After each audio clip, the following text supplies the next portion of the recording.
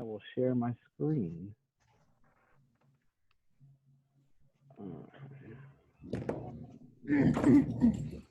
Can y'all see?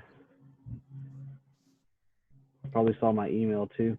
I don't know, but there's the eSPED screen. How many, before I get too much into progress reports, how many people attended my training? I think it was yesterday on PLAFs and goals and objectives. I'll say, Morna, I know I saw you there. Selena, I know you were there. And I've seen Lucas at all my trainings. He's getting well educated on some stuff. So I'll kind of pick up. So you've done your annual ARD. You had your PLAFs and goals and objectives that we learned how to enter yesterday. It's the 9-week, 6-week reporting period. Whatever your campus is on, it's different depending on the level of the child. You're needing to put your progress reports in so that they go home with the report cards or right around the same time. You're going to go back into special education like we did to enter goals and objectives, except this time we're not going to go into ARD forms. We're going to go into progress reports. So I'm going to click progress reports. It's going to pull up my student select screen. And I'll use Elizabeth Fake. That's the one I used in my last training. So you'd see a list of kids. You'll only see kids on your campus. If you put yourself in as the case manager, you can go in case manager here and type in a name and only see the kids you're the case manager for. It will filter the student select list down. But for training purposes, we'll use Elizabeth Fake. So let's say I found the kids that I want to update my progress reports for. I'm going to click on the student name. I'm going to say, now I'm going to go down to the 5th option here in my FERPA reasons. I'm updating the progress the student has made. I'm going to say, yes. Here's my progress reports. This is student information. It's the same thing that you get when you log in and click on the kid and ARD forms before you start navigating to different things. If I click the screen drop down, I've got IEP progress, goals, objectives, static progress. I have no idea what that is. I don't know anybody that uses it in our district or any other frontline eSPED customer in the state of Texas, for that matter, that uses it. But it's there if and when we ever decided we wanted to start using it.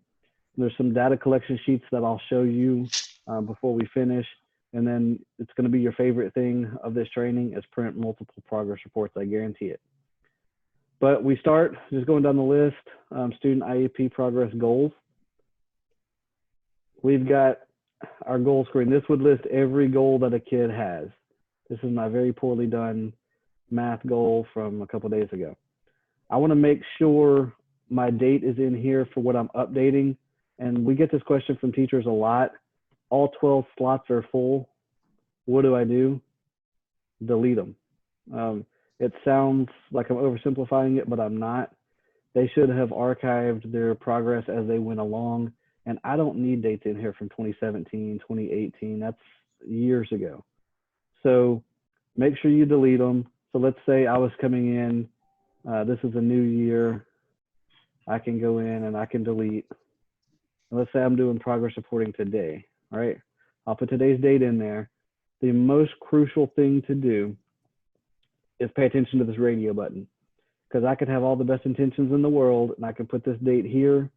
I can click edit. I can do the progress for all the goals I'm responsible for updating. And if I have this radio button here, when I go to print it, it's going to print for this date, which is blank. And you're going to be like, I put them all in there. I don't know why my piece of paper is coming out the printer blank with the kid's name on the top. And that's why.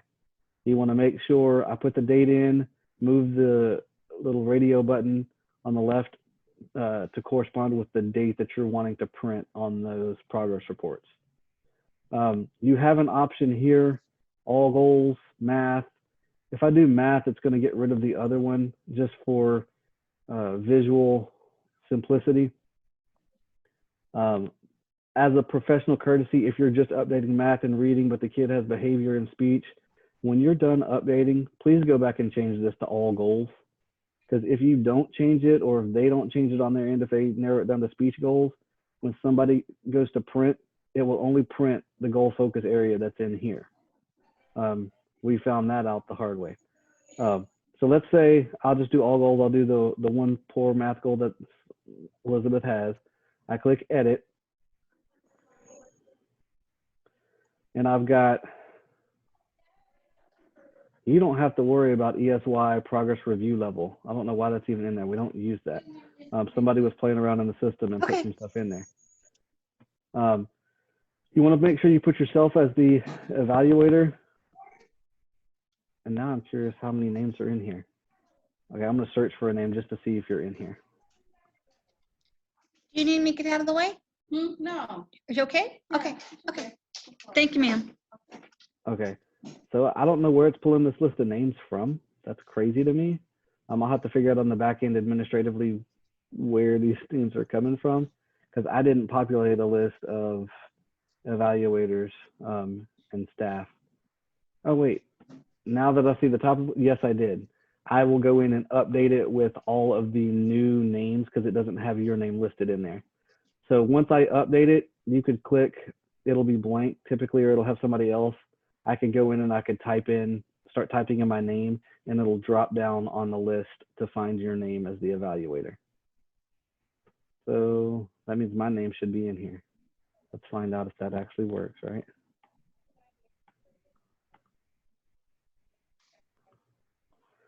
So James, yep. So I just typed in James, found my name pretty quickly. What's my position? I'm assuming everybody in here is a special ed teacher or related service staff. Hopefully we won't have gen ed teachers updating progress reports on special ed kids. But then we go down to, here's my goal. How frequently am I updating it? Am I doing it every 6 weeks, 9 weeks, semester, 12 weeks, whatever the progress reporting or report carding cycle is for your campus? Or I'm updating it from this date to this date. You don't have to do both. Okay. One. It doesn't matter. You can tell me you're updating it every 9 weeks. Or you can tell me I'm updating it from August 12th, 2020 to 5/26, 2021. It does not matter to me. So if I get to here and I don't see the date that I thought I put on the previous screen, I need to just click done or cancel and go back out here and put the date in. And then I need to put the progress code. They're listed here, 70% CNA. I get the question all the time, what does that mean? I have no idea. It's hardwired into the system, but it gives you a legend down here for continued, not addressed. Hopefully we're not putting not addressed unless it's the goal for next year. I wouldn't be updating those because we're not going to work on that until next year.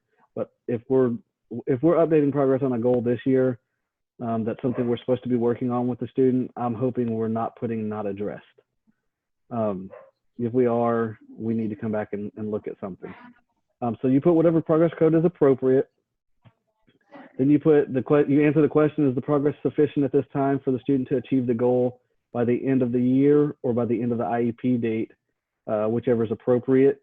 If you say yes or no, you're good. If you say yes, it's asking further action recommended to enable goal achievement. Do we need to have a staffing? Do we need to come back to ARD and add an accommodation, adjust the mastery criteria to help this child be successful? What can we do? We're not just going to sit there and let them fail and not master their goals and objectives. We're showing that we need something. If I say no, that I got that backwards. If the progress is not sufficient, why? Or what do we need to do? An ARD, a conference, a staffing. If you say yes, that it's sufficient, you can put NA and you're good. However, I will tell you, if you say no here, and you say that we need an ARD to talk about it, there's not some bat signal that goes to your LSSP or diagnostician to let them know that you said that. Open up your Outlook, send them an email. Hey, I was updating progress and Johnny isn't doing well on this goal. We might need to get the committee together and talk about what we need to change. for that kid. General comments, it does just that. It's a rich text field like entering the class. I click it and it gives me, I want to say it's 4,000, yeah, 4,000 characters to type any comments I have on the student's progress. Make sure whatever you type here is objective and supported by data. Don't put that, you know, James is lazy, unless you've got data that proves that I'm lazy. You want to be able to back it up with your data, and it does print on the report card or the progress report for the parent to see. So I could type in whatever I need to, tell it to save and continue. It's going to leave me right here. If I hit save up here, you'll see, I now see gray lines on it. That means I've got something in there. If I want to see what's on that comment, I open the box and it shows me exactly what I typed. I do that for the goal. If there were objectives that you put in on the goal and objective, you would see the objectives here by clicking view objective progress. And it would list out all of the objectives that the kid has, and you click edit for each objective and do the same thing you did for the goal. Answer the questions across the line, hit save progress information, go to the next objective, do it again in a big circle. Counterclockwise circle, just going through the objectives as you go. That's one thing I didn't say when I did the goals and objectives training. The more goals, not that I say don't put a lot of goals, but the more goals you have, the more progress reports you have to do. So do what's appropriate for the kid, but realistic within a school year that the kid can work on and that we can work on with the child. I don't need 20 behavior goals and 12 math goals. Every progress reporting period, I'm updating 32 goals if that's the case. So I would go through and do that. I would make sure I'm here again on my goal and I hit save. I go to the next goal, right? I have a quick question. Yes. When we're collecting the data, and I've always wondered this, and I'm not sure what Pasadena's rule is, like the data is not always like exactly 70% or exactly 75. Do they want us to round, or how does that work? I would use one of the letters. I think one of them is about making progress. And then in the comments, state that. I can see it doesn't let you type new in the progress code, Right. Which is crazy. But if I put 70%, in fact, my daughter gets them when they send her speech goals home, and it'll say 80%, but in the comments, she's currently performing at 82%. And I'm like, okay. And they use eSPED in the district I live in, as well as here in Pasadena. So I get it. I'm like, okay, I know why you did that, because that's what the system gave you as an option. But I would make sure in the comments you're specific, and pick the progress code that's most appropriate. Okay. So then I'm gonna hit save and done, because I'm done with that goal. Then I would click edit and go to English or reading or behavior or whatever. I would do that for all of my goals and all of my objectives that I have to update. You don't have to do, if you do it that way, you don't have to ever go to progress objectives, because you did the objective progress the way I just showed you. I'm going to skip, like I said, the static progress data collection, because I don't know anybody who uses that. If we decide to do that, I'm going to need some more training on how to train that myself. I will show you a tool that we use, because I talked about when you write the goals and objectives in the training yesterday, about doing data collection as your method of evaluation. Most of our program specialists here in the special ed department have great data collection tools. Recently, I've had teachers who want to use the ones that are in here, which are great. I had to learn that because nobody had ever asked until about 2 years ago. If I click progress data collection, it's going to show me here's the math. I could put in data collection here and I could type it in, but that's not what they were using it for. They were going to reports, and I'll show you when I click reports, it's going to give me an option under print reports to say, I want data collection sheets, and I'm going to click OK. It's going to take it a second to refresh for me. And then I'll click view, and I could print from this PDF, but this is the first, this is the math goal. So it gives me the goal here. It tells me it gives me all of her information. I could write my name, circle the 9 weeks or 6 week period, the date, initials, when, where, and the anecdotal. I can use this to track my data collection if I want to. That is an option. I know some teachers at some of the campuses in the district use that. I just wanted to show you how to get there. And you don't have to remember that because, like I said, I'm recording this and I'm going to post, somebody asked in the training earlier, I'm going to post all my recorded Zooms into training videos and disperse to the specialists so they can get it to you on your respective teacher drives that they have in the department so you can watch them again. Because I won't remember what I trained next week. So that is data collection. So what we had done in the past with, and you may still have some colleagues on your campuses who do this, and I beg them to come to a training or to listen to you when you tell them how to do something new. And they go in, they archive the progress report for each kid, and then they print each kid's progress report individually. That takes a whole lot of time. So what I recommend as the compliance specialist for the district is go in and make your progress report updates for all of your students. Let's say I've got 10 kids on my caseload. When I get to the 10th kid and I've done my progress reporting, I'm going to go to print multiple progress reports. So I'm not having to go into each kid. I just go, okay, this is kid number 10. I know I'm done. I'll go, and it's going to pull here in a second. I'm going to say I want IEP progress goals and objectives.